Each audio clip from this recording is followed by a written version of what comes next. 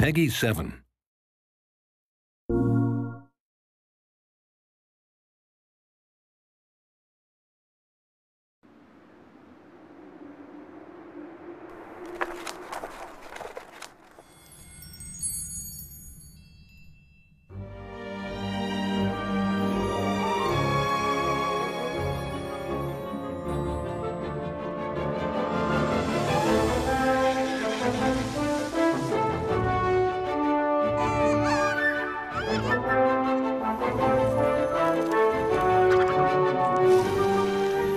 The creatures in the Book of Spells are created from the text and the illustrations of the book. When developing the creatures, we start off with a design from the game designers, outlining where they're going to be used in the game. From there, I would sit down and work with a concept artist to flesh out initial sketches and ideas, what these things are going to look like. You've got the initial model, what it looks like, its form, its structure, its colouring, and then we need to try and make it move.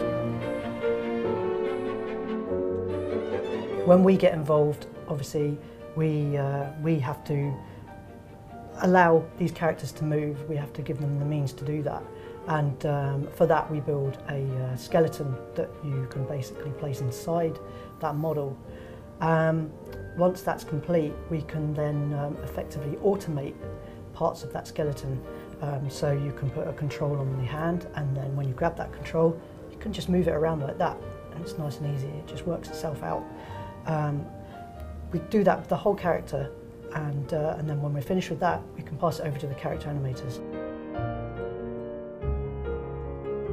My favourite part in animation is actually the planning, the research, and going and thinking about the character and the personality and what they would think, how they would act, and how they would, specifically react to a certain situation.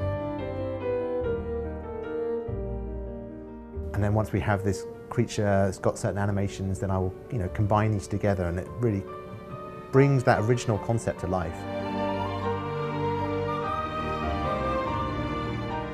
I think one of my favourite creatures to develop was the dragon, mostly because it was the first creature I got my hands on, so I could experiment a bit and see what worked and what didn't work. And I discovered I could combine different animals to make a new one. So for example, with the dragon, I combined a leopard, a vulture, and a pig to make the dragon's voice. But the dragon's movement and wing flaps were actually sourced from fire sounds. So anytime you hear a dragon flapping his wings, it's actually the sound of a fireball.